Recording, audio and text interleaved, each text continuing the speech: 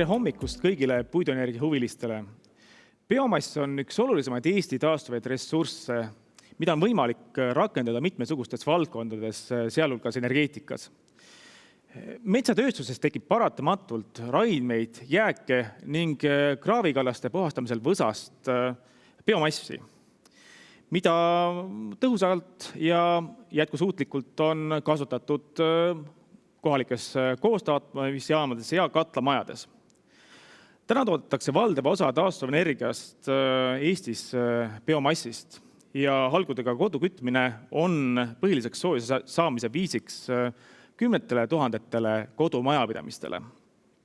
Ühiskonnas on viimastel aastatel olnud teravalt päevakorras arutelud metsade jätkusuutlikust majandamisest ning ressursi tõhusast kasutamisest ja piik on murtud teemadel nagu puidumass põletamine Narva elektrijaamades. Nendele, aga ka mitmetele teistele olulistele küsimustele, nagu Euroopa roheleppe mõjust bioenergeetikale, kooreüraski põhjustatud ulatuslikud kahjud Euroopa metsades, taastuvenergia laiema kasutuse mõjust meie kõigi tarbijate rahakottidele, aga ka taastuvkütuste rollist transpordisektoris otsimegi täna vastuseid. Tänase päeva võtab kokku paneeldiskussioon, kus saame kuulda erinevate osaliste suhtumist ning sisuliselt arutelu tõstatatud teemade üle. Puitenergiaks 2020 veebiseminari korraldavad Riigimetsamajanduse Keskus, Sihtasutus Erametsakeskus ja Eesti Taastuvenergia Koda. Ning seminari kaasrahastatakse Euroopa Liidu programmi Interreg Baltic Sea Region 2014-2020 rahvusvahelisest projektist Baltic for Bio.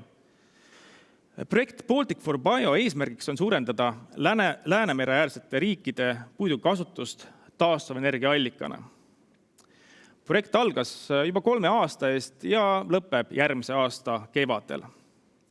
Mina olen Rene Tammist olnud tegev energia- ja kliimapoliitika küsimustes erinevates rollides, vahepeal ka olnud tegev poliitikas ning täna tegelen elektritootmisvõimsuste arendamisega tuulest ja päikesest ning salvestusvõimsuste arendamisega.